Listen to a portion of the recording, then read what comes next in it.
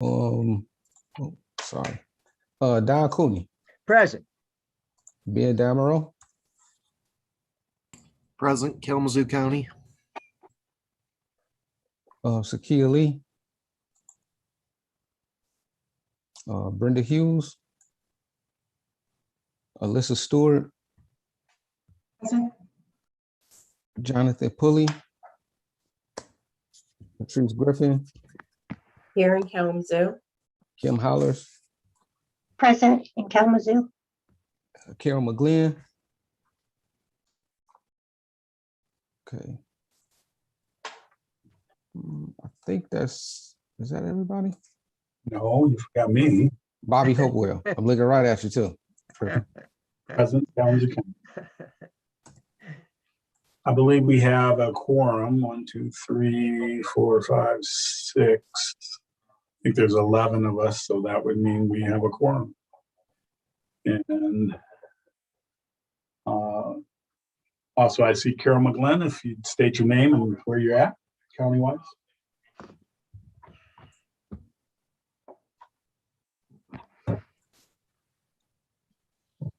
McGlynn, can you hear me?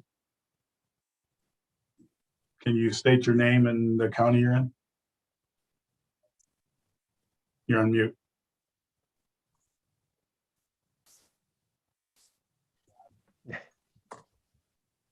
Carol McGlynn, Kalamazoo County. Thank you. All right, we have the minutes you should have received in the packet. Are there any changes, adjustments to the minutes? If not, we will entertain a motion to approve.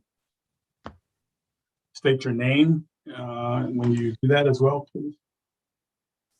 Motion to approve, Carol McGlynn. Support. Or Ben Damaro. All right. And Kevin, I think by protocol, if I'm not mistaken, we should do a roll call on everything, if I'm not mistaken. But either way, if I am mistaken, we need to do a roll call. All right, we'll do. Don Cooney, Yes. Ben Damaro, Yes. Patrice Griffin, Yes.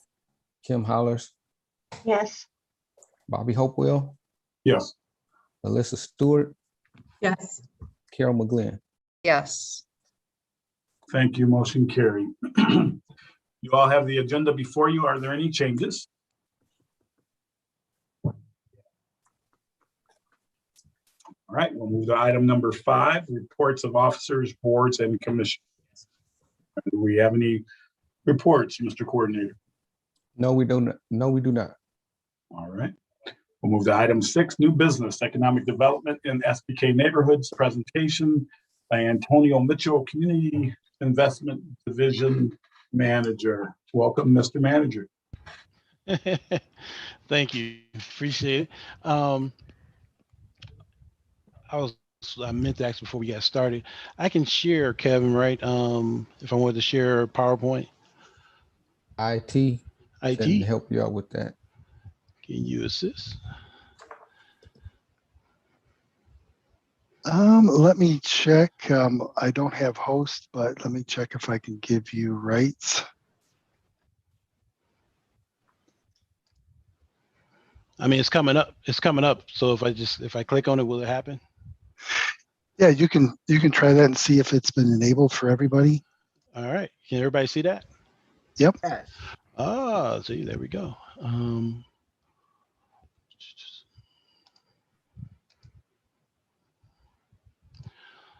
All right, everyone. Thank you again for having me to talk about economic development here in the city. Kevin wanted me to come and talk to you guys and do this presentation similar to the one I did. Pretty much the same presentation I did. It's going to be some additional tweaks here, some additional information added that I did to the city commission like a couple months ago. And to let you know how a lot of things that we're doing in community development and economic development ties to shared prosperity Kalamazoo, which is pretty much our foundation. As I talked to Kevin and we as staff talked to Kevin, like, okay, how do we do the work we're doing that's going to affect the neighborhoods directly, and affect the people that live in the neighborhoods. And that includes economic development. So this is the overall component of discussion that I'll be talking about, but then I'll break down a little bit more additionally that, how this affects, working into the neighborhoods. So pretty much, as you can see here, this is, all the development happening, quote unquote, new development in downtown Kalamazoo. And then of course the Creamery though is in Edison, that major mixed use development project. Our goal is to have some more type of developments, hopefully, like that in the city, of course, in the neighborhoods, not all over the place, but here and there. If everyone's been over on the north side, you got the mixed use development that's happening on Harrison Circle, and that'll be complete hopefully this fall and be occupied. Hopefully we'll be having a ribbon cutting for that. We'll be working on that with the owner of that property. So we'll be talking about that. And that, in the case of that development, is also very affordable rental rates. I did not know them off the top of my head. That works with the community, that we're trying to have the best impact of opening up housing opportunities. In the case of the Creamery project, then of course also the one that's happening in Harrison Circle. So hopefully, like I said, we'll have more of these type of development projects happening in the city. They're tied in. In this case, we're looking at mixed use development. So it's a combination of economic development and community development working together. Okay. And if you have questions, just, I don't know, speak up because I can't see everybody, and I'll keep it going from there. All right. So the challenges and solutions that I spoke about with the commission, and this was a community of the whole meeting, wasn't the official commission meeting. So it was the COW meeting, and it pretty much, oops, sorry about that. Let's go back. It pretty much assisted in giving an overview of what we're trying to accomplish and how we're trying to have an impact in economic development and changing the atmosphere of pretty much business development and business assistance from the city, and having more of a stronger relationship with our business community, from downtown to some of our industrial to our commercial corridors, and in particular in some of our neighborhoods specifically. This is something we used to do a lot of, and we're trying to get back to it. But the priority is creating opportunity and resources here in the city that's going to affect not only the corridors, but hopefully also in our neighborhood. Right now, we're building up our staff capacity to do that, to do more business retention and more marketing. We're going to be working also on a marketing packet that we can share with anyone that's interested, like business-wise, to come into the city, so that we can assist in recruiting for our community. I use the example in the presentation to the City Commission that our former mayor, Bobby Hopewell, went out to dinner in, I think, Detroit at this great restaurant. And he said, he came back to me and said, we really want to recruit this business, because he used to do this back when I worked at the city before, when it was Commissioner Cooney, and Commissioner Hopewell back in the day. And we used to have I used to have packets I would share with businesses that were interested in coming to our community. And so Bobby thought I still had that stuff. And he's like, hey, we need to get this company and recruit them and get them here. And I was like, Bobby, I don't do that. Or back then, Mayor, I don't do that. And he's like, what you mean you don't do that? I was like, that's one, that's not my job anymore. But then two, we as a city aren't prepared to do that like we were in the past. So the initiative is, Bobby was correct with all his why, is that we need to get back to that. And so we're working to get back to that position where if we have someone that's interested, or you guys, are in Traverse City or Lansing or someplace, and someone said, oh, I love Kalamazoo, I would love to have my company there, you can come back, talk to myself or another staff person, and we'll be able to assist you with recruiting that company to look at Kalamazoo as a viable location for their business to be in. Like I said, we're not in that position now. We weren't in the past, but we will be in the future. And so I use that example is that we're prepping ourselves to get back to a position that we can solidify our opportunities to capitalize on individuals that are interested in our community outside and hopefully also as well as inside. Um, so those solutions are, creating those economic development tools that we need to have. It's expanding our website and updating that. That's being worked on right now. Hopefully by this fall, there'll be an updated website that have more, not only information and a look to it, but it'll have more economic and community development tools that you can access as well.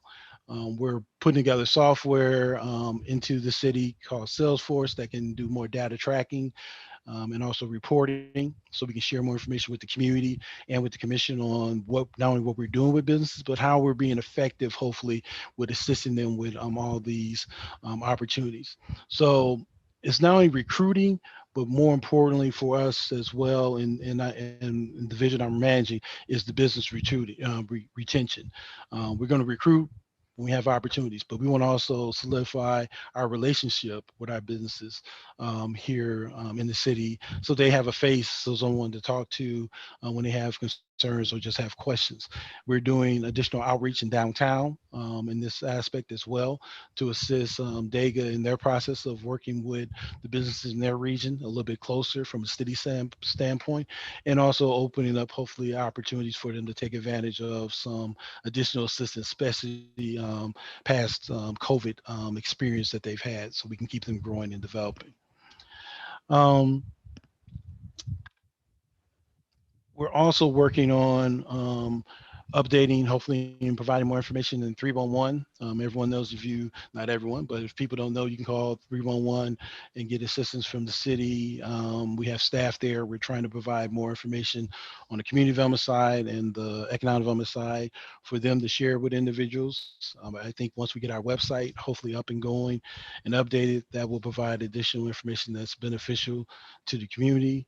The importance of this data that we're trying to track will hopefully give us better idea of, not only what businesses need, but also what things we need to adjust to here at the city. We're looking at creating more commercial retail development on our corridors.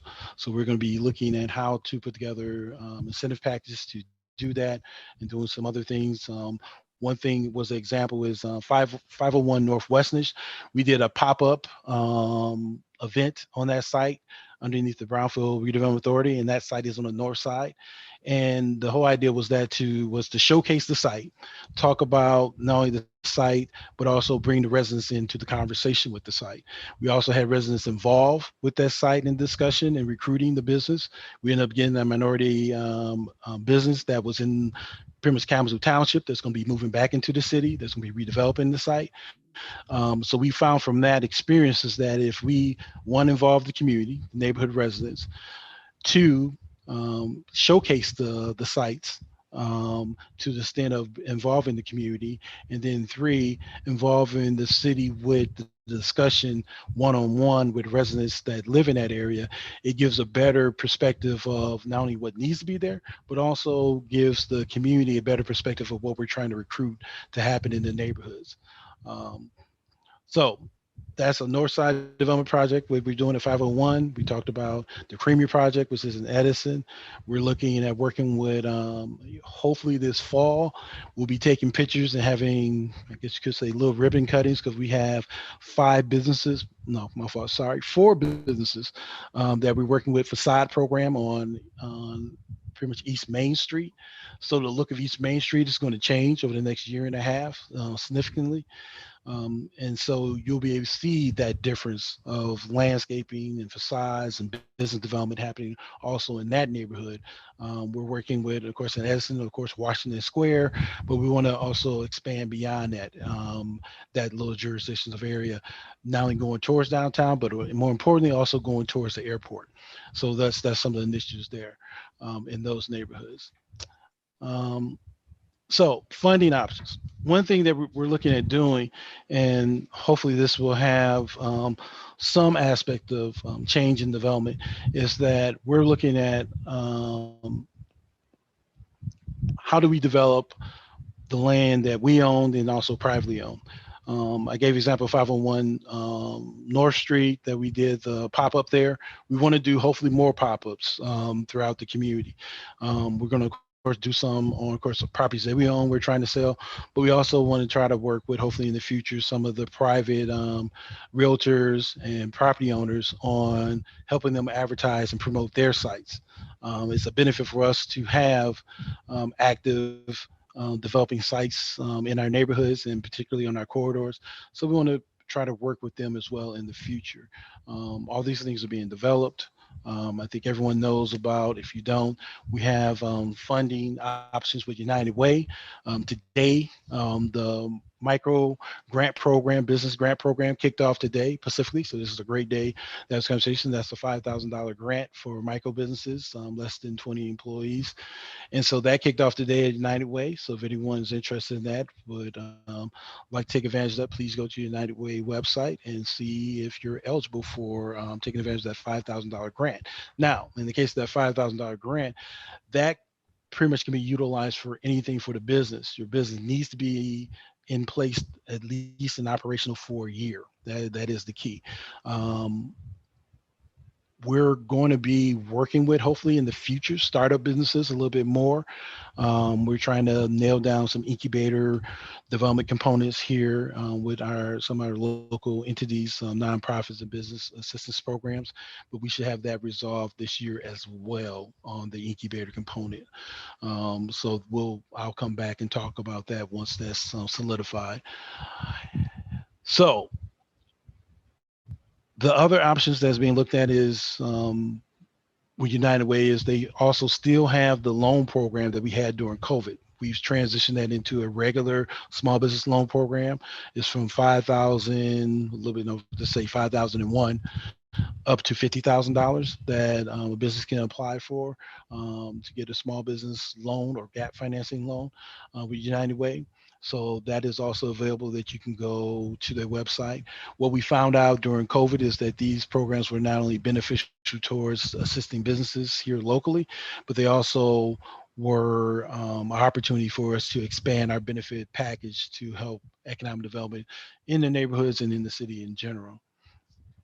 The other programs that we're looking at that are going forth this year and next year we call the white box program. We may change that language, so that title we talked about this morning, but that program is to assist with filling commercial space. We've expanded we usually don't do a lot of programs in downtown because usually that TIF district has their own capabilities of capturing dollars, but in this case, we don't have that ability right now in our downtown for that. So we as the city have taken on additional responsibility of providing some additional benefits in our downtown. And this is one of those benefits that companies can take advantage of downtown and outside downtown. And what that is that if you have a company that's coming into your space, they need assistance to build it out, we can assist them in building out that space. If you have a company that's coming into your space that you're going to sign a lease with and you need us to assist you in helping them build it out, we can work with you to help you build that space out as well. So that is part of it, is that we're investing into our corridors, into our commercial space, so that we can have more access, as we know, which is real important in walking and bike riding distances in our neighborhoods and in our downtown. And so we're assisting in that process with these development projects. We also, of course, in that same stint, have facade program, and that is, of course, funding to assist with facade development, which, like I said, this summer we got 4 properties that'll be worked on East Main Street that will hopefully have a significant impact on the look of East Main Street, with other developments happening on East Main Street as well. So we think more facade development on our corridor will have a benefit, especially the corridors coming in through our neighborhoods of North Park, Westnedge, Portage. We want to make sure we are, quote unquote, enhancing the look of our corridors. Other components that we're developing is we're looking at working with more minority contractors. We've done training in the past. We're expanding that initiative to work with minority contractors here in the city to see how that component can enhance not only who has access, but the individuals that are quote unquote working in that process. So hopefully that will keep us moving in the right direction of investing in some growth in the minority contractors in the community and minority business development as well. Um, uh, Oops, there we go. Now, who's doing this? Melanie Dakin is our neighborhood business and special projects coordinator. She's working directly with our businesses in that direct component of minority business development and identification. One key component that is important to us is trying to really identify our minority businesses in the community, literally and specifically in the city. Hopefully we will have a data system that not only covers the ones that are in the city, but hopefully in the region. We would like to have something that we understand who's out there that can maybe even collaborate with some of our existing minority business contractors in the community to better give them better access to contracts and grants that we're working on. So in the case of all the programs I brought up earlier, the technical assistance and grant programs, Melanie will be the one that people will be working with that will be assisting in that process. In the case of development though, we have Paul Thornringer. He is the person that'll be working with pretty much small business development in the sense of growth and development. If you're going through, you need to go to site plan, you need project assistance, pretty much you need someone to hold your hand through the process of doing your expansion and growth in the city. He's going to work with those quote unquote individuals in that process. So he's working with, of course, Brownfield Redevelopment Authority. He's working with any RFPs, RFQs that we're working on right now. Currently, we have one we're reviewing for 140 South Everett Street downtown, and he's involved with me with that process. And he's also involved with our new industry, the marijuana industry as well, as being a point person to work with our Economic Development Corporation in review of those permits for individuals to move forth with their growth and development in that industry.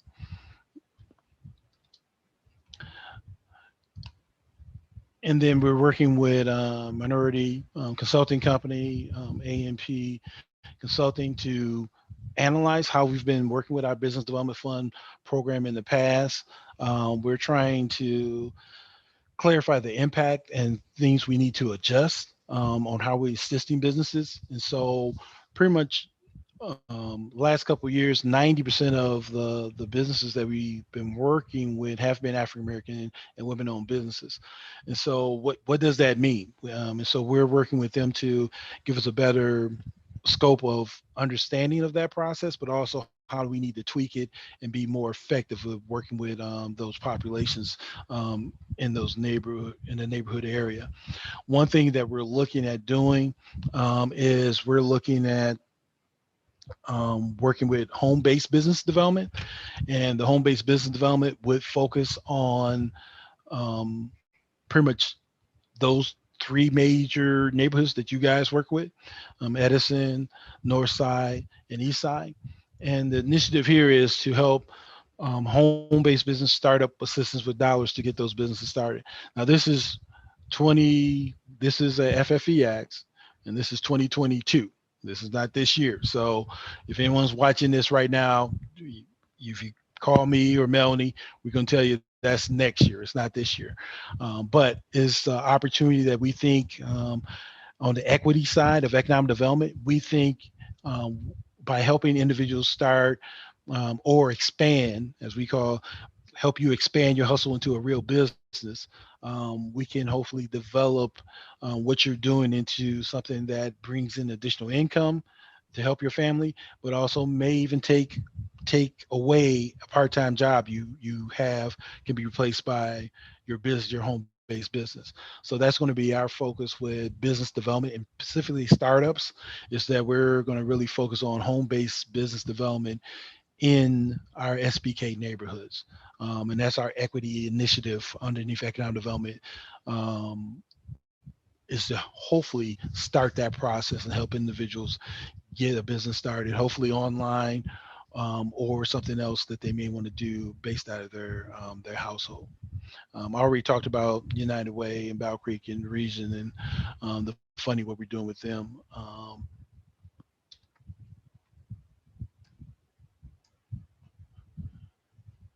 So one thing I was talking about, there is a number of business resources that we have in the community. So we're trying to work with SCORE, LIST, and SBDC and all these organizations to not only assist businesses, but hopefully when we get the incubator established and moving in the right direction, all of us, including all these entities will be involved with that process of having a central location that individuals can make connections with all of these business resources here in the community. So we've been working with the Greater Kalamazoo Business Resource Group to not only establish this process with the incubator, but also hopefully establish a one point of entry component of discussion, so they can get not only referrals but also work with us on this process. One of the things we're looking at hopefully doing is working with Western and maybe, and not maybe, but also the Can Do Kitchen, is that we want to really focus on, when we talk about business growth and development, also food truck business development as well. I really want and have a vision of our downtown, our city being a foodie community, specifically in downtown, that, we're creating and expanding restaurant businesses in our downtown area that are, in walking distance from each other, so that the growth we had and momentum we had before COVID, we had people walking downtown, specifically on the weekends, going to the Civic, going to State Theater, going to the show. They're going out to eat. They're going to some of the breweries. We want to not only expand that, but we want to hopefully create this platform that if you want to go to a great restaurant, you need to go to downtown Kalamazoo. If you can't get in a restaurant, they get all these great food trucks as well throughout downtown that you can grab you a bite to eat and enjoy the atmosphere of downtown. So that's part of this initiative as well. And with the food trucks, is that we would love to have some pop-up areas of food trucks throughout the community, specifically in certain areas, certain corners where we have maybe 3 or 4 food trucks that are there, and people can walk right there in the neighborhood and get tacos, or get hamburgers or barbecue or something like that, that are serving those communities. And hopefully those food trucks are businesses from that community. So you have individuals that people know that have a food truck in the community that's in a specific area that people walk to and get something to eat and go home, and they talk and are being very social. The next one, let me go.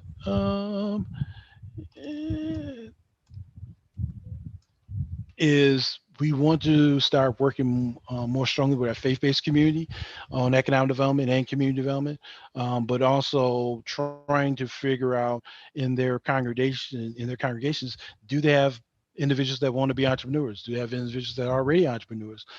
Do they have individuals that live in our SBK neighborhoods that want to try to grow something in their home-based business or business in general? We want to work with them on that process. And if we have to work with them at the church, we'll work with them at the church in that process. But we're in that process of reaching out to a couple of our faith-based organizations on some housing and economic development initiatives that they want to work on. But we want to expand that, hopefully, relationship with their congregation to take advantage of opportunities that we can offer here in Kalamazoo. And as I bring up with the incubator accelerator component, is that hopefully we'll have the opportunity to utilize growth. There's some growth happening right now in Washington Square. There's going to be some additional growth that's going to be happening on the north side. There's going to be some additional growth that's happening on the east side, on East Main Street. There's a lot of activity that's happening in our neighborhoods, not just downtown, that are significant. And we are hopefully putting dollars that are going to not only energize that growth, but sustain it over a period of time. And so our mission is to like I said, on the retention side, is build relationship with these businesses in the neighborhood, and then help them sustain themselves, and then grow around them. And so that's part of that mission. Um, as I brought up, we had the marijuana business assistance. Marijuana is a legal business component of our community. So we as a city have to quote unquote work with that quote unquote industry. And we're starting that process of building up that platform. We're looking at this equity funds to put back into community. We're working with our city attorney's office on the best way of approaching that. I don't want to share that today, what we're looking at, but it's not, the goal is hopefully it's not going to be a city decision on some of these things. It'd be more of a community input. We may have, I think, the right platform to do that and communicate that with the community. And so we're discussing that right now on that process and how to best utilize those dollars to educate and assist with licensing and things like that that benefit individuals. And there's some aspects of home-based business components that can happen as well in this industry, that can be based out of certain quote unquote households that they can take advantage of. And we want to make people are educated on that as well. Um, 1 minute, someone's not, I'm at the office. The benefit of being at home is that people don't knock on your door. So, so 1 minute, please, as I hopefully let someone know I'm talking.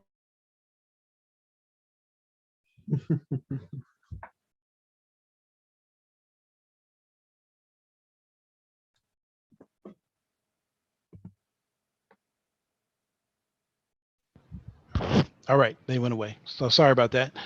But that's the benefit of Zoom being at home, is that your door is closed, they know you're in a meeting. Sorry about that. So hopefully with this initiative of working with more of the SBK neighborhoods, we'll be able to see what are the avenues and opportunities in the SBK neighborhood to take advantage of this new business industry. And what does that mean? How does that work for individuals that want to get something started in their neighborhood, in the sense of that they don't have the major dollars to create a giant storefront, but they do have some other business possibilities to take advantage of, because there's other smaller components that can be very profitable for someone to have a smaller platform in the marijuana business, and we want to assist in that process going forth with hopefully some of our residents in our SBK neighborhoods. So pretty much the rest of this is what we're looking at with staff building and also economic development in general. Well, hopefully, if we have some growth and development, we'll have more staff that's going to be doing more physical outreach to our businesses, not only in downtown, but like I said, on our corridor and in our neighborhoods for business growth and development. One thing we're looking at as well is trying to get some of our smaller business, in particular, like we're looking at our contractors, do some co-op development. And so have a co-op where you have multiple businesses working together to coordinate bidding on certain projects, one, but also working with hopefully some of our startup, smaller, I say home-based businesses to collaborate with some other quote unquote businesses to maybe create some co-ops for development that way as well. So that's another initiative we're looking at, is that if we can collaborate and work with quote unquote multiple people to work together in a co-op type of business growth development plan, we'll be able to assist them with expanding their platform and their business growth as a team instead of just by individually as well. All right. So most of these initiatives that I talked about, some of them started this year, but most of them we're looking at 2022. We've put together our FFE acts to coordinate some of these initiatives, but a good number of them, as you see, will hopefully have impact in the neighborhoods, and in particular our SBK neighborhoods is the main focus of a lot of this equity growth and development and economic development and open up opportunities for access to dollars, but also hopefully access to even training and other technical assistance that we'll be able to provide as well for funding and assistance for growth and development. And that is it. So questions, and I'll stop sharing. Questions, committee members?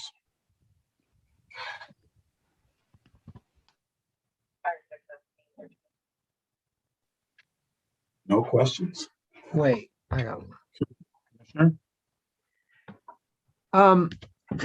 That's really impressive, Antonio. It's really amazing all the stuff you're doing. I think it's great. I'm really interested in linking people from the community to the new businesses that are developed, and also linking people from the community to the anchor institutions that are here. You talked about co-ops. Could you speak a little bit to that? I don't know if that's your area or not, but that's what I'm interested in. Okay, so it's not like my official area, but I have some experience. At one point, the grocery store that was on the north side, Park Street Market, at one point the NACD was looking at doing a co-op and having some ownership with the grocery stores that's on the north side. That, of course, that didn't transpire. But as I'm not gonna say everyone, I keep saying everyone on this station right here knows about the co-op grocery store that's over off Harrison Circle right there. That's a co-op. And so what we want to do is try to get more individuals to have ownership in the Pacific area of business growth and development. And sorry to say, not sorry to say, but the marijuana industry and certain business aspects could be one of those things that some individuals come together and put the co-op together to run a specific aspect of that. You can also do another like smaller farmers market development as well that we're looking at and talking about doing in one of our neighborhoods.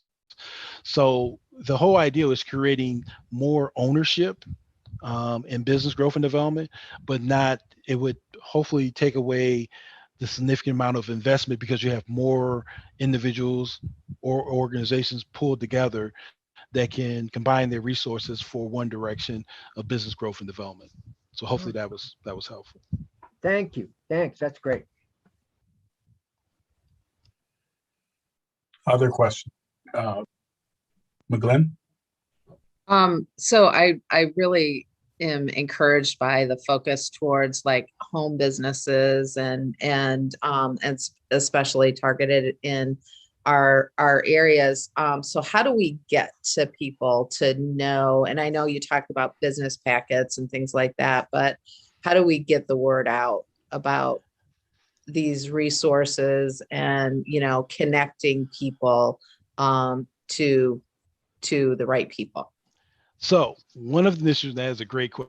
I'm glad you asked that because I didn't talk about it. That's underneath our community engagement initiative under, if everyone in the community doesn't know, pretty much I manage community economic development, community investment for the city. And one component is community engagement. One thing we started pretty sure it was last year when we was doing the chicanes, the speed humps, things like that, is that we started doing what we call door knockers. And what that is that it's just an information card on a specific component, and you go around and you literally put that on people's doors so they can go to the website or they can call someone and ask about specific component that's happening in the community. So what we've been trying to do, and this is brand new starting with, is we're trying to get more attention on our block clubs too. So we got some things that's going on that's trying to get some block clubs started, but it's like I call it like a startup business with some of our new block clubs. They're trying to get on their feet, they're trying to get people involved. And then you have some existing block clubs. And so what we're going to try to do is work with them to get door knockers with them so they can get them out, and we'll work on getting them out as well, my staff and some other staff, that we're literally going to be going into the community, knocking on people's doors, putting door knockers on to let them know about this program and many others. So in some cases, we'll be quote unquote putting stuff on our website, but we'll be going around like with the neighborhood association and saying, we need to get this word out. Can you help us get this word out? And then we'll be working with our neighborhood engagement staff as well to get the word out. But we're trying to go into the community, not just put stuff on our website, not just put stuff in the paper. We're literally trying to be more hands-on with quote unquote talking to the community more on a regular basis. So that's what we're doing. So thank you for asking that question. We're going to be literally more hands-on as city staff and as a city with literally engaging the community with communication and information.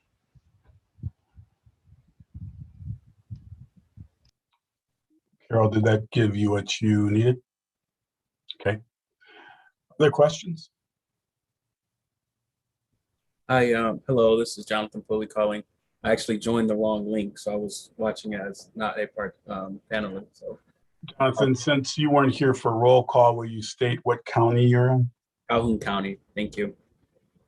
Yeah, no, that last portion of that, the question, totally resonated with me. And I think the only thing I would ask on top of that is like, is there any other groups or strategies that you all have thought about when it comes to engaging our communities? And you know, how curious to know more about what does that support system look like around working around this group and supporting them as they grow and whatever business, home, you know, the marijuana industry, whatever.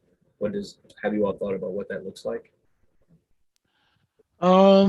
Pretty much, I know my thoughts on it and what I've presented is that us as a city, in the case of community economic development, us being more hands-on.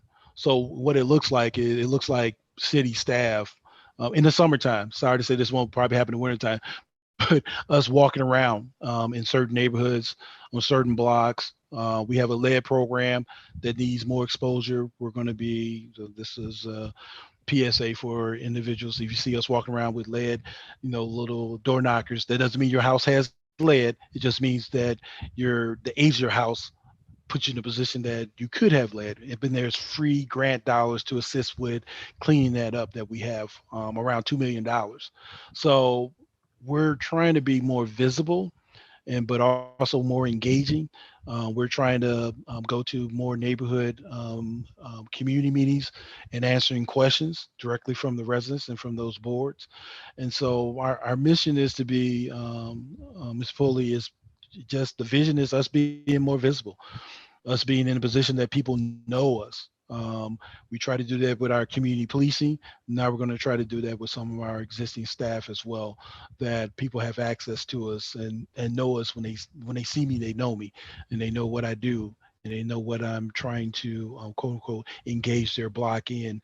Is I'm trying to engage in this case community and economic development. And community development is housing, rehab, new housing construction, street, repaving, sidewalks, lighting, tree trimming. We want to engage each block by block on that discussion and try to hopefully be visible and approachable for the residents here in the city of Kalamazoo.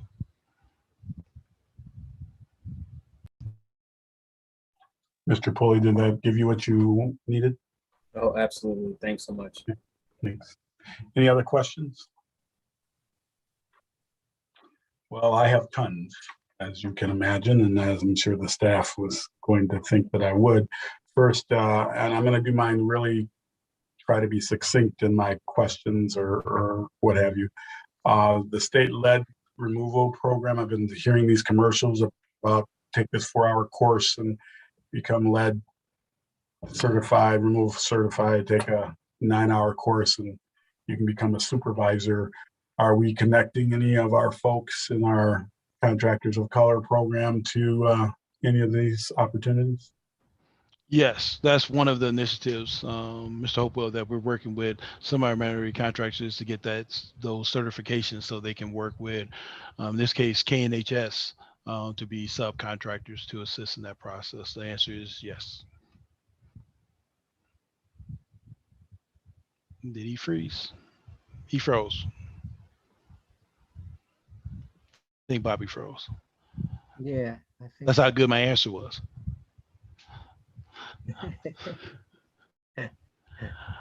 All right. So we gotta wait for Bobby. Bobby got like 10 questions, so we gotta wait for Bobby to come back. Everything. One quick thing, Alyssa Stewart here, while Bobby comes back, I just wanted to make a quick correction, I guess, for lack of a better term, Antonio, when you were sharing the K-Make piece, which we are very excited at United Way to have launching today, it's actually 10 employees or less. I think you said 20. So just wanted to correct that on Thank the you. record to minimize any confusion. For the Thank micro you. enterprise, it is 10 employees or less. Thank you. That's very critical. Hmm. So it looks like Bobby got to go out, come back in. So we have to wait. Any other questions? I mean, is there something that you guys think we should be doing that we're not doing? Is there some folks that, you know, like I said, a lot of these things we're getting started this year to ramp up for 2022. Like I said, we're trying to work with some of the faith-based organizations. If you have some faith-based organizations you think need to talk to myself or our staff, please forward them my way as well. If they're interested in community development or economic development initiatives, please let them know that I'm available to have that discussion. All right, Bobby, you back. You're on mute.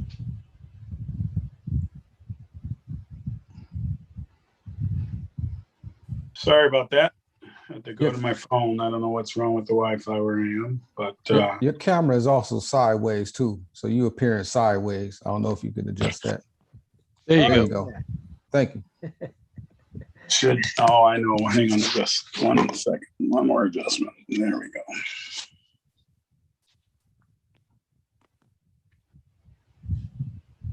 There, does that work? Yep. Yeah. Okay. So I didn't hear much mention about IK25 in any of the presentation. I'm always curious because we have these 10 strategic goals that are community goals. And so I guess this is just an encouragement. If IK25 is still so relevant and still our goals, then we should make sure that we are including that, I think, in presentations to help us connect the dots to what we're doing is meeting certain community expectations and goals. So that would be just a statement. I would ask about the block clubs. So are there block clubs? How many are there and where are they located? Yeah, there are block clubs. We just started this year working with like 5 specifically that we're trying to get started up. In this case, it was Cobb, a portion of North Street, William Street, Elizabeth Street, and Burdick. But there's like 20 different block clubs that already exist, and we're going to try to reach out with them as well to work with them going forward. This initiative with the block clubs literally just started this year as part of outreach initiative for helping hopefully get block clubs in movement for development of working with the residents on that block with communication on what they want to see security wise, communication wise, and development wise on their block. And this idea came about literally when we did the chicanes. It was one of those streets that we had a meeting with the residents on that street talking about chicane development. What's the difference between a chicane and a speed hump? And there was really good turnout. And so that's where that initiative came about. And so we're trying to follow up this year to see if we can expand and grow that. I can work with Kevin to get a list of all the block clubs and share that with him to share with the SBK neighborhood. So you guys will have who has what block clubs under Builders Block and other groups that are here in the community. Mr. Manager, you anticipated my request, so thank you for that, Kevin. I do think it's important that in our focus neighborhoods that we know who the block clubs are, or what they are and where they're located, because I think that may inform some of the work we're doing. Also, Mr. Manager, you've been saying chicanes. Not everybody may know what that is. Could you define that? some folks aren't. We have a chicane. The vice mayor knows about the one on her street.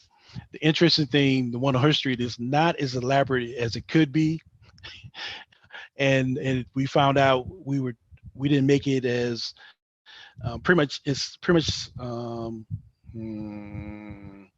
it's some existing barriers put in the middle of the street that makes the street curve, so you would have to slow down to navigate through. The one on William Street could be more, as I say, difficult. So you don't have to say what wasn't done, and I'm sure you guys are working on that. At least not for my question. My question, just letting folks know what a chicane is. You and the vice mayor can work out whatever y'all need to do about the one that's on her street. So.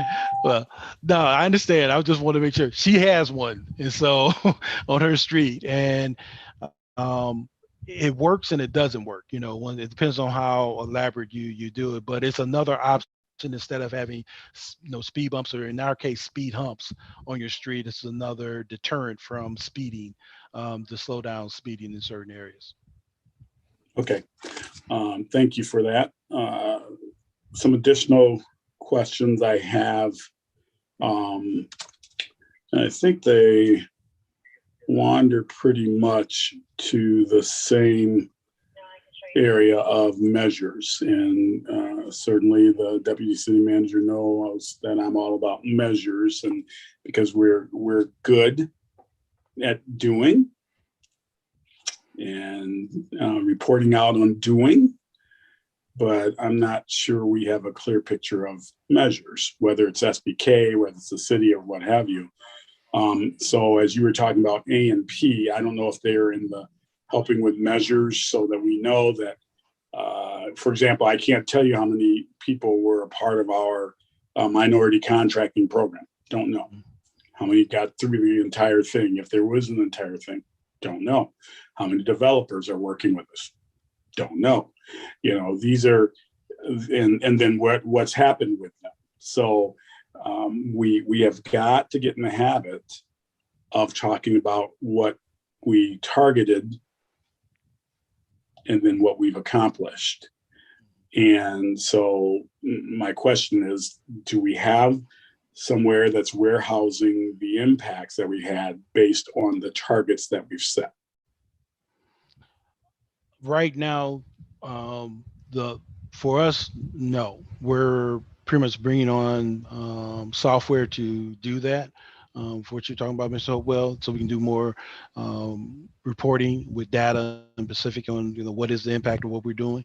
And so on the economic development side, we're bringing in software. We pretty much purchased already Salesforce initiative, so that all the economic development components that I've been talking about will be able to track not only who we're working with, but also the impact, and more importantly, where are those impacts at in the neighborhoods, and specifically, quote unquote, what's the economic impact, what's the commercial impact, and then also what's hopefully the family impact with the numbers and information that we'll be sharing through that system. We're also looking at bringing on another system called Dynametrics, that will also give us hopefully better reporting and tracking as well on the impact in specific neighborhoods, and also give us the ability to project some of the things that we want to do or should do by data as well. And that works with our BSNA information system to assist with some of that tracking on existing zoning, permitting, and things like that. So we know where not only development is happening, but how to expand quote unquote development in certain areas, and have data to support why we're trying to expand development in those areas.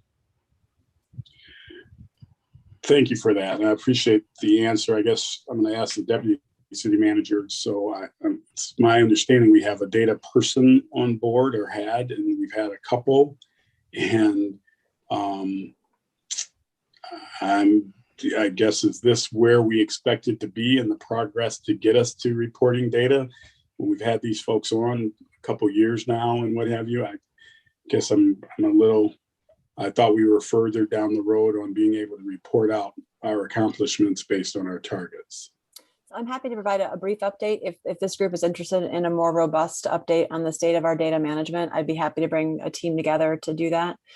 We do have a data manager that's been working excuse me, over the last year to try to consolidate all of our data systems. If you can imagine, every department has its own go-to module. And so the focus for a data manager is getting our data house in order so that when we're able to pull data, it's in a centralized system, and then we can start to play different data sets against one another.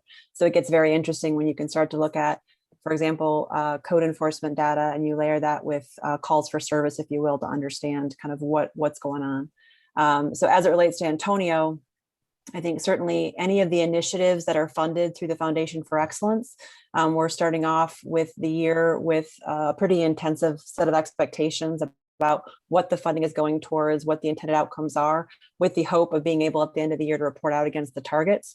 So certainly some of the efforts that you've been championing, Bobby, over the past years, I'd like to think we're catching on, and that we're able to get kind of a target we can report out on. So much of what Antonio just kind of reported on are heavily invested with Foundation for Excellence funds. And so for each of those programs, looking at 2021, we are currently right now going through, in essence, doing almost a contract with each of the programs to have measurables that we'll then report on at the end of the year. That's like a very broad level. If there's greater specificity and something that this group would like to talk about as a whole, I'd be happy to come back to this. Bobby, if you want to go one-on-one, I'd also be happy to go much more in detail on the topic. Okay, thank you. Continuing with my others, and these I'm going to just list them real quick, and Antonio, you can take them in any way you want, if you want.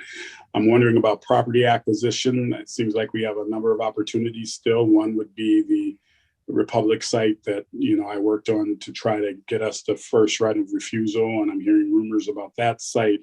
Another question I have in regards to this incubation part, incubator that we talked about and have talked about, but it looks like we're going a different direction there, and just wanting to have some understanding how aggressive we're being in that startup space. And believe me, I know that we have had a COVID year, so I know 2020 is not the same, but we certainly can't use COVID as our reasoning for thing. And you didn't say that. I'm not saying you said that, but we can't use COVID as our thinking about why some things aren't happening. But anyway, I had questions regarding the incubation and what's going on there based on what you were talking about, particularly incubating in the neighborhoods and really moving those focused neighborhoods forward. And then my last piece, and this was a challenge as we were giving out money, as we did, loaning money out last year. The United Way was conducting these loans or grants, and we had questions about transparency related to that. And I got the whole thing, well, in the banking world, you're not this, that, or the other thing, but being that these are not banking world dollars, these are our citizens' dollars, it seems to me that additional transparency needs to occur in regards to people that are getting loans and grants and things of that nature. And we even had folks that didn't want to answer questions or didn't want to be identified. I'm not sure how that works or why we would even think of allowing that. So anyway, those were my three: the incubation, these loans, and transparency, and how are we really honing in on getting the neighborhoods in. And then my last piece, there was, Antonio, you'll remember we went to Detroit, and they had this matrix that if you were a person wanting to start a business, you could pull up this form, and if it was about taxes, and you go to the tax line and it says you can go to these persons, score, blah, blah, blah, to get help there. If it's about a business plan, you go over here and da-da-da-da-da-da-da.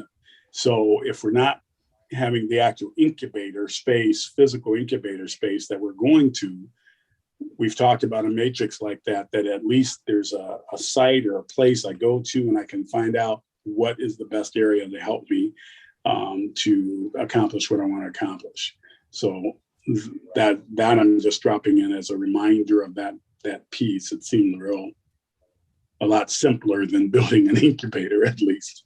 But the other three items, I don't know if you have anything to say about those. Yeah, I can help a little bit on those in the property acquisition, like I said, Republic site, we have heard interest there. We have not had anything significant that's come across my desk, at least right now, that this development is going to happen on the Republic site, or Republic is looking to sell their site. And this site, for everyone here, the Republic site that Mr. Hopewell was talking about is on the north side, is pretty much North Street and Burdick would be the corner. It'd be the southeast corner. That is the site he's talking about. And we have not heard anything significant. There's just been rumors to our knowledge right now. Nothing quote unquote concrete that I've been informed of. But in the case of acquisition, we are looking at analyzing what properties strategically to look at, not only just in the case of economic development, but also community development. And so we're trying to hopefully work with the land bank and the county on, in the case of housing development, scatter site housing development for sites on one side, but then we're also looking at what significant properties we can work with that's already underneath our umbrella under BRA, Brownfield Redevelopment Authority, that need to be developed as well, and how to market those sites.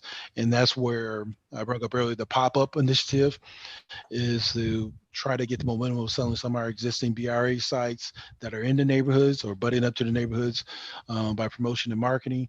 But then, as Ms. Hopewell said, look at other strategic properties that we may want to acquire on the residential side, as well as the commercial side that can benefit, in this case, our SBK neighborhood specifically. So that's that one. So hopefully that's helpful. In the case of the incubator, it is not dead, Mr. Hopewell. It is being discussed. Right now it's being discussed at the Greater Kalamazoo Business Resource. I brought up the PowerPoint. There's a listing of all those different entities that's involved. We're trying to, to my knowledge, we got a Pacific site. I can't say nothing about it, of course, because I need them to rubber stamp it and say yes. And we have put together a FFE Acts to assist in that development of that site. But we're also working with Black Wall Street as well with some of the things they're doing in this case in Edison neighborhood and Washington Square, and what they're trying to do as well with some of the business they're trying to develop. So we're working hand in hand on two fronts of significant impact, but hopefully we'll have that one destination that anyone can go to, which is real important to us because, like I said, with that home-based business development, I need to be able to send them someplace so they can get more hands-on. And so if I have multiple areas that they can go to, we've also talked to NACD about working with them on some of the things they're doing in that North and Park Street area, what they're growing and developing there with a tech center and some other things. So hopefully we have multiple areas that people can literally walk to, bike to, that they can get assistance, but we have one main, hopefully, incubator that will have everything there that people can take advantage of, including enough space, affordable space in that space as well. In that case, that will be hopefully closer to downtown, so it'll be centralized. And then Ms. Hova was bringing up the giving away money out.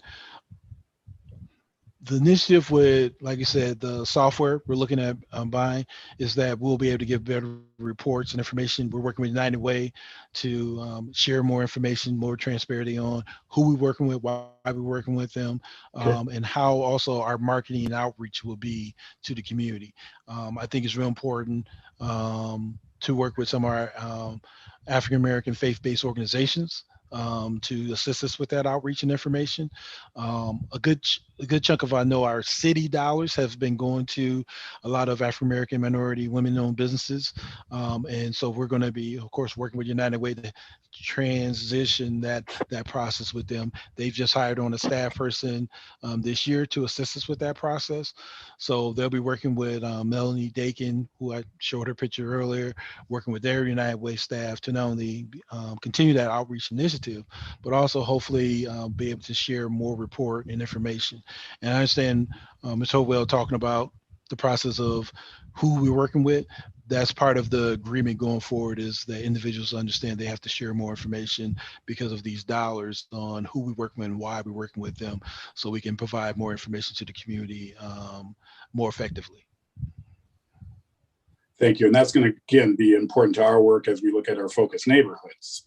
And so how are we encouraging and helping staff connect with our focus neighborhoods, and how are we learning that, oh my gosh, we've got 7 businesses that are now booming in the north side neighborhood, or in the Edison neighborhood, east side neighborhood. And it's based on the great work of the United Way. And it's based on the great work of city staff. Being able to connect those dots back and understand what's going on is going to be very, very important. Yeah. That's all I got. Are there other questions? Okay. Thank you, Mr. Manager. Appreciate it. Yep. Thank you. In closing, if anyone has any additional questions, you can reach me here. I'm just here today and Wednesdays most of the time, but you can definitely email me or give me a call. All right. Appreciate it. Thank you, sir. Thank you, Antonio. Thank you. We're now on item 7, unfinished business. Mr. Coordinator, is there anything? No. All right. We're at 8, miscellaneous. Any of y'all?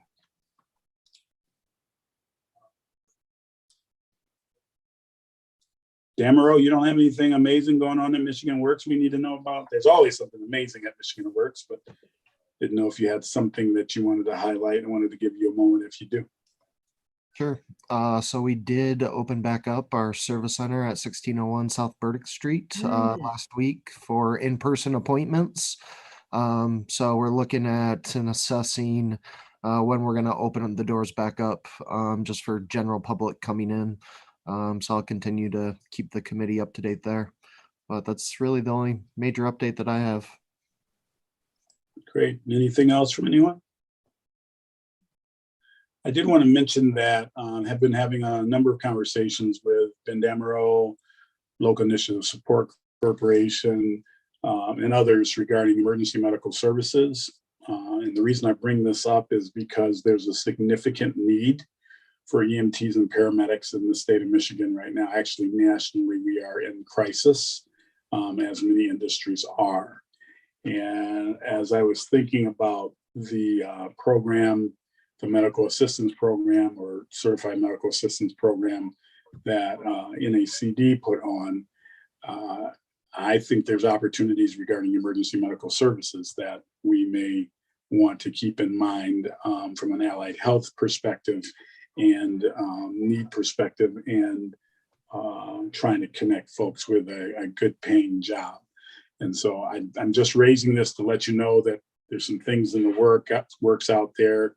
We would be happy to look at partnering with someone like NACD and others, and I'm not putting them on the spot. It's just they're the example of someone that's done this to try to enhance connecting the dots with our focus neighborhoods and those folks that live there to this opportunity of a career path, a different sort of career path going forward. So just stand by. Hopefully, if I can do my job, which technically this isn't my job, but do my passion around EMS, maybe we'll be able to connect some dots and get some folks employed and help improve the industry and make sure there's folks to respond when you dial 911. So.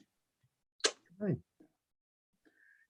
And with that, one thing, Deputy City Manager, if you could check, we started this, speaking of 911, we started this program with public safety about trying to connect more with the community and hiring people from the community.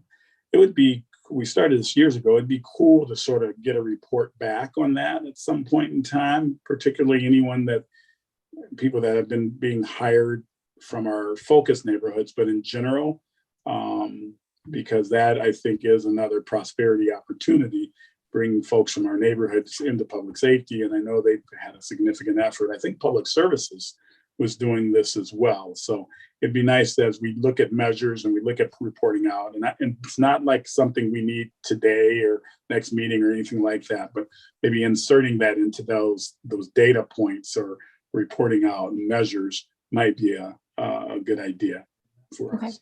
Will do. All right. Are there any public comments? Yes, there are two public comments, and I will play those for you momentarily. Thank you.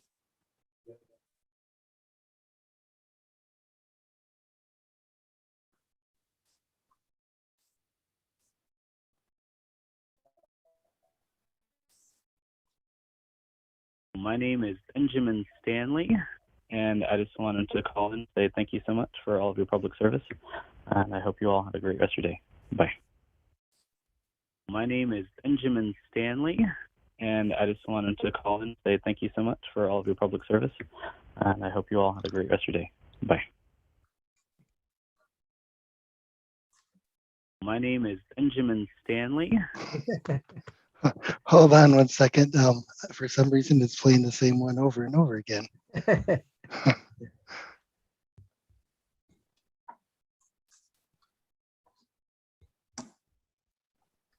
My name is. My name is. Hi, on how to spend the money sent from the government, I would like to comment that I hope that they spend it either by sending each home in Kalamazoo a slight stipend to assist them for COVID, or to create tiny homes for the homeless, or both. That would be wonderful. All right, thank you, because we have a huge homeless problem. Thank you. Okay, thank you. Sorry about the mishap there, but that is the end of public comments. Okay, thank you very much. Sorry, my phone died again a second ago.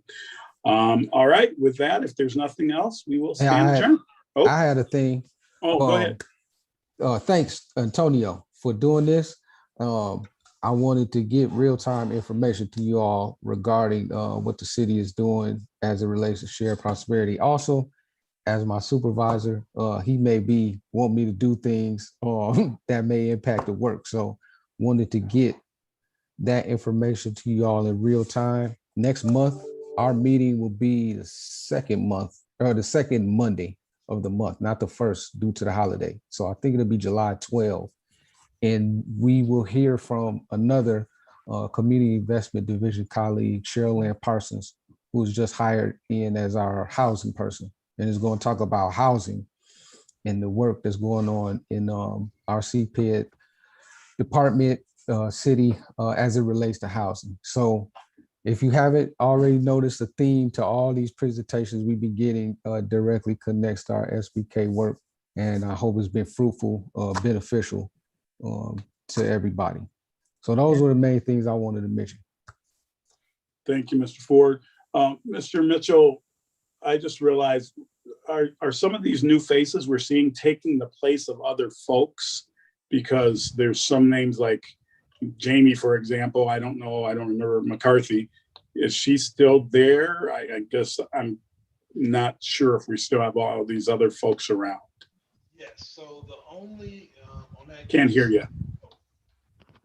Sorry, mic up. In that case, the only person like replaced is you're talking Jamie McCartney. She's still here. She's with BRA, with them, not BRA, Brownfield Redevelopment Authority. Make sure I always say it completely. And Dwayne Powell used to be doing the neighborhood business development. Melanie Dakin took pretty much his place. And then Paul Thornringer took my old position with doing development outreach and working with developers one-on-one with development and working with the planning department and working with site plan assistance in that aspect. So that's only two replacements right there, those two. But Jamie's still here. She works with Paul. Paul, in the case of Mr. Hopewell, when you was involved with the EDC BRA, Paul is taking over the EDC responsibilities. So we're trying to grow that component back to the. I keep going back. I'm being a little old school. Keep going back, bringing stuff back, but bringing more awareness and development components to the EDC that were in the past. We're trying to bring back to the forefront, and Paul's leading that agenda. And Jamie's still working on just more BRA focused stuff for development here in the city. And so all these, I shouldn't say all these, but the new folks, Paul, Mel, they all report up through you. That whole component you was asking about, she's involved with that component. Paul Thornringer. And she reports up through you. She reports up to me, right? Okay. And everything. So pretty much I got new staff. I was doing all this stuff. So now I got folks here Okay. since you left for Yeah. Hopewell. So you got Sherilyn, who will be here next month. You got Paul and Melanie, who just came on. You saw their pictures in the PowerPoint. And then you have, of course, Jamie Marsman here. She came on. So all four of these people just came on in the less than 10 months, 11 months, 12 months. And so I'm very excited that I get to point to people and people get to do instead of me doing. Sure. And they've been very fruitful in assisting in this process and very helpful with what me and Kevin are trying to do, not only in the neighborhoods, but in the city in the whole. So I'm very thankful for their involvement. And thank you for Well, asking. congratulations on creating a new team and adding to your team and enhancing your team. This is awesome. And the reason I wanted you to say that is I want to remind the committee that we have no employees. So I want to make sure I'm going to say that again. We have no employees. Kevin doesn't report to us. He does work on the behalf of us based on his responsibilities at the city. The deputy city manager works for the city. She doesn't work for us, but they do work on behalf. Same with Antonio. So that's sometimes that line gets a little skewed. Yeah, Kevin he takes direction. We ask for things and that sort of thing, and he works closely with us to accomplish what we want to accomplish. But I want to make sure we all understand that Kevin Ford technically does not work for us, but understanding that Kevin is all about us being successful. So, yeah, and so is the rest of the city team.